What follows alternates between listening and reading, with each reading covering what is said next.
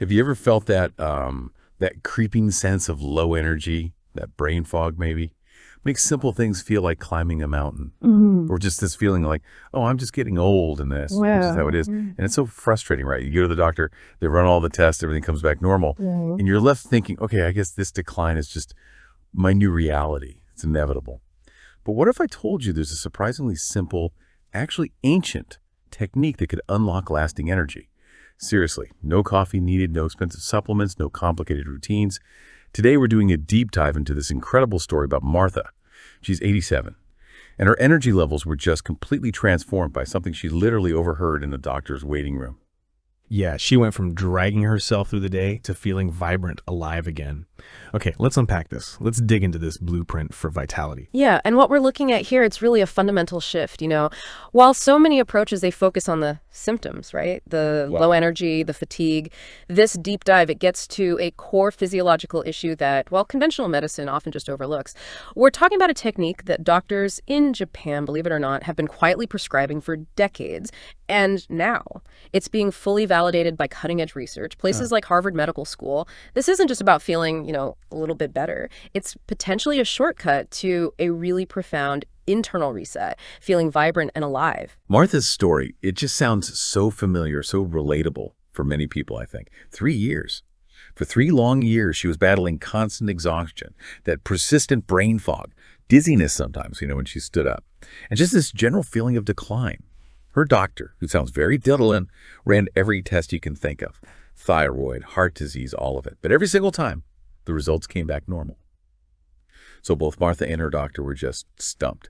No answers. And she started to resign herself, thinking, okay, this is just part of getting older, nothing I can do. Then comes this pivotal moment. A Tuesday afternoon, she's just sitting in the waiting room, and she overhears another patient, Frank. He's 92, but apparently looks incredibly spry, energetic. And Frank's telling the receptionist how amazing he feels now. He says he used to feel, quote, dead on his feet every single day, until his great-granddaughter taught him something called box breathing. Martha couldn't help but notice his energy. I mean, he looked like he could jog around the block, she said, while she struggled just getting up her own stairs. So Frank, with this mischievous grin, apparently leans over to Martha, offers to share the secret. He actually said, "Ma'am, I used to feel dead on my feet every single day until my great-granddaughter taught me this breathing thing, and now I feel like I'm 60 again. Want to know the secret?" It's brilliant. And what's often remarkable, really, is how these profound solutions can pop up from the most unexpected places. I mean, Martha had tried all the traditional medical routes, right? Felt like she'd hit a wall. And then finds this life-changing answer just in a casual chat. It really highlights how often we might overlook simple, powerful solutions, especially when we're so used to looking for complex medical fixes. So, okay, let's dig into the core problem Frank was actually talking about. The reality is, and this is kind of shocking, most people, especially if you're over 60, are probably using only about 30% of their full lung capacity. And they don't even realize it. It's unconscious. So, in essence, they're sort of slowly suffocating their cells. It sounds dramatic, but physiologically, that's kind of what's happening. Think of your lungs like balloons, right? If you only ever blow them up halfway for years. Well, just like that half-inflated balloon can't hold much air, your lungs, when they aren't fully used, simply cannot deliver the amount of oxygen your body really needs for energy production at the cellular level. And the consequences of this chronic, shallow breathing, they're significant. Your cells are literally, you could say, gasping for oxygen. Your mitochondria, those are the tiny powerhouses inside every cell. They make your energy, they're forced to operate at maybe half speed.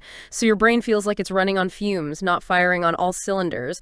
Your muscles lack that vitality. This persistent lack of good oxygen delivery fundamentally robs your body of its natural energy, leaves you feeling drained, depleted. That makes so much sense. The balloon analogy really clicks. Yeah. But it makes you wonder, right? If this oxygen thing is so fundamental, why isn't it something doctors routinely check for? Or why isn't box breathing prescribed more often? What exactly is getting missed in the standard checkup? That's the million-dollar question, isn't it? Look, traditional medicine is often geared towards finding a specific disease, identifying a pathogen, a clear dysfunction, or treating the symptoms that arise. This idea that a really basic, often unconscious habit, like how you breathe, could be a primary driver of something as common as low energy. It's just not typically part of the diagnostic framework. We look for things wrong with the system, not necessarily the efficiency of its most basic functions, like breathing.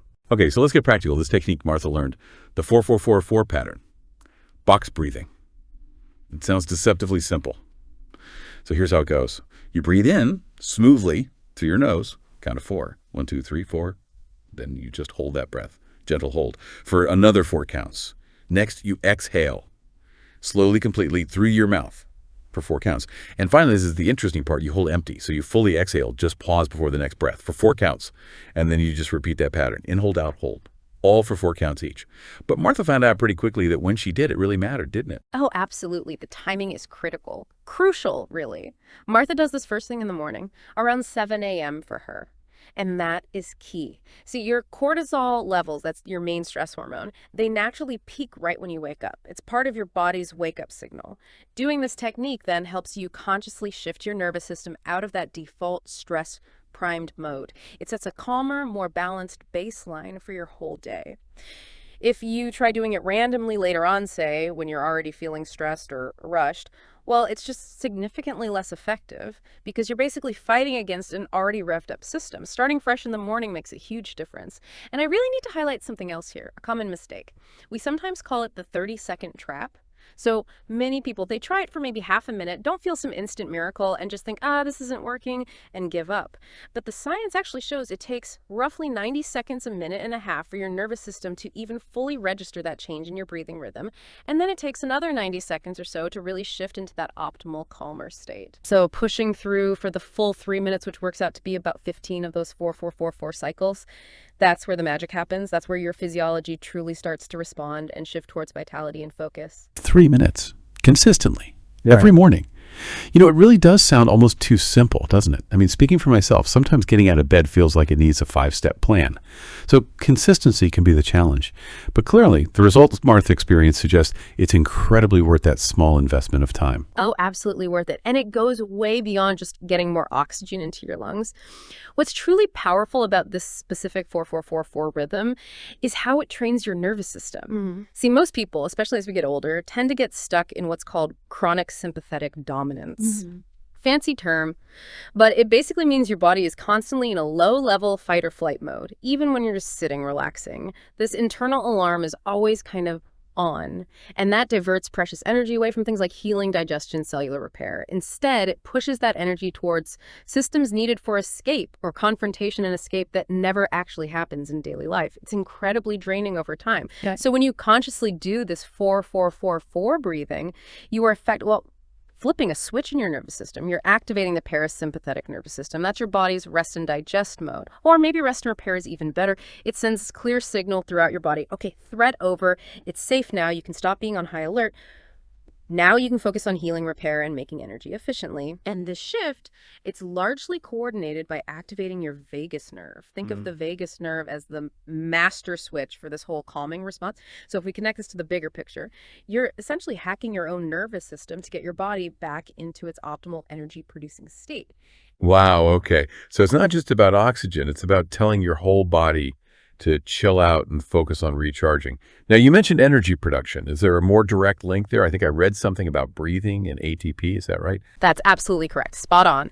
Research, including some from places like the Stanford Sleep Lab, has shown that this kind of rhythmic, controlled breathing directly increases the production of ATP.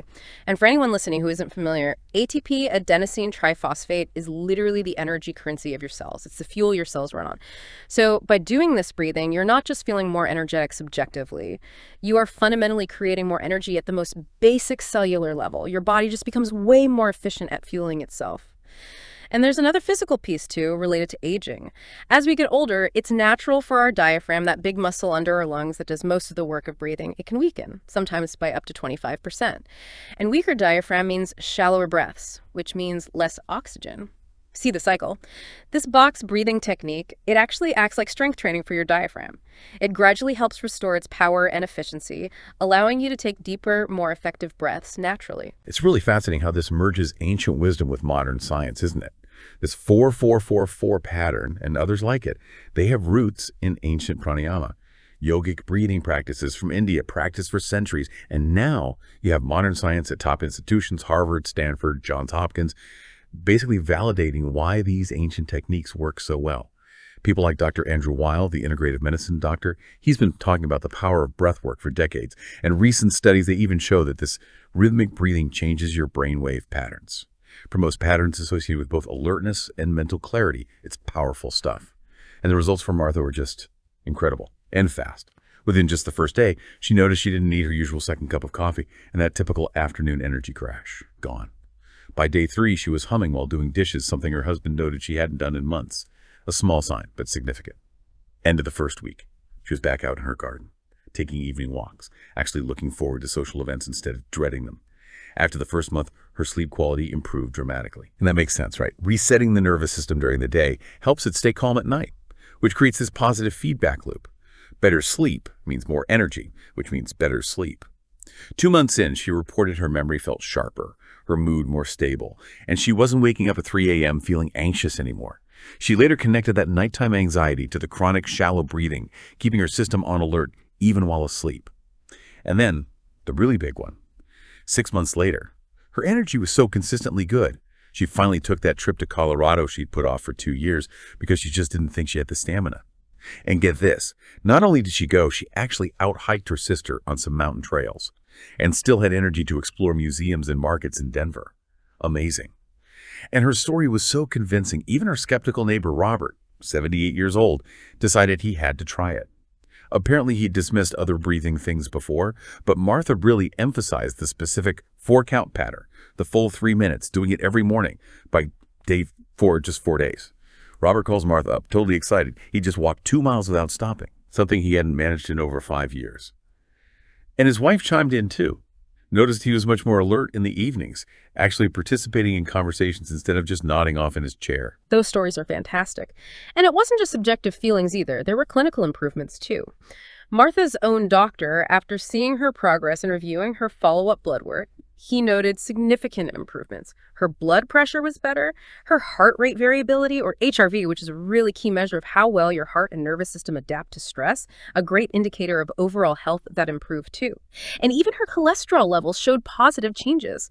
He explained to her that proper deep breathing doesn't just boost oxygen, it also improves lymphatic drainage. That's your body's waste removal system. Better drainage means clearing out cellular waste products that can make you feel sluggish. So by activating that parasympathetic system, the rest and repair mode, this breathing technique is a powerful tool for cellular cleanup, repair, and conserving energy. It effectively breaks that vicious cycle. Poor breathing leads to low energy, leads to anxiety, which leads back to poor breathing. It breaks the cycle, common in seniors, but really common in many people today. Okay, so wrapping this all together, what does this mean for you listening right now? You might be sitting there, maybe feeling a bit skeptical, especially if you're dealing with chronic fatigue, maybe depression, other health challenges. It can feel like nothing works. But remember Martha, she dealt with all of that, plus arthritis, plus high blood pressure. And she wants you to know this still worked for her because it seems to address such a fundamental root cause, that lack of cellular energy due to poor breathing rather than just trying to mask symptoms. And the accessibility part is just huge, isn't it? It's completely free, zero cost, no side effects to worry about. You don't need any special equipment, no apps, no gadgets. And you can do it even if you have limited mobility or other chronic conditions.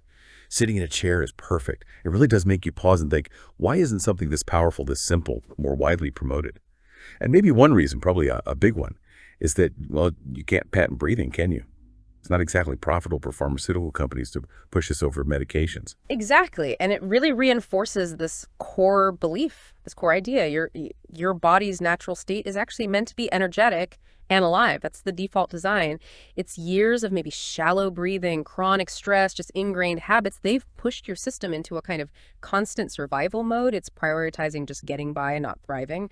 This breathing technique acts like a physiological reset button. It's like reminding your body gently but firmly how good it's actually supposed to feel, allowing it to finally tap back into that inherent vitality that's been there all along. Martha's advice, for anyone listening who's still on the fence, still skeptical, it's incredibly simple. Just commit to trying it for 7 days. That's it. 1 week. Every single morning, first thing. That's only 21 minutes total out of your entire week. Invest it in something that could potentially change everything for you. She really emphasizes that consistency doing it every day is absolutely key. Just like watering a plant. You need that regular input for lasting change. She calls it a radical act of self-care. I love that phrase. So this deep dive, it really boils down to something profoundly simple, doesn't it? Energy isn't necessarily something external you have to constantly chase with caffeine or sugar or supplements. It's something your body is already producing. all the time. The issue so often is that we have this unconscious parking brake on, that shallow, stressed breathing pattern, and it just limits our access to that natural energy. Remove the brake. So here's a challenge for you right now, or as soon as you can after listening to this, before you jump into the next thing on your to-do list. Find a comfortable spot. Just sit down quietly where you won't be interrupted for a few minutes. Set a timer on your phone for just 3 minutes and simply try the technique. Breathe in through your nose, nice and easy, for 4 counts. Hold gently for 4 counts. Exhale slowly through your mouth for 4 counts. Hold the breath out gently for 4 counts. Just repeat that pattern until the timer goes off. Don't force it, just follow the rhythm. And then just notice. Pay attention to how you feel immediately afterward. Maybe calmer, clearer. And then keep observing. Notice your energy levels through the rest of your day. See if anything feels different. It's a powerful experiment. And just think about this. If Martha, at 87 years old, could go from feeling utterly exhausted, dead on her feet, to being so energized she could out-hike her sister in the Colorado mountains. Just imagine what might be possible for you when you finally give your body the oxygen and the signal of safety that it's been craving all along. This technique, it really could be your way to discover that fountain of youth we're all looking for, hidden in plain sight right there in your own lungs.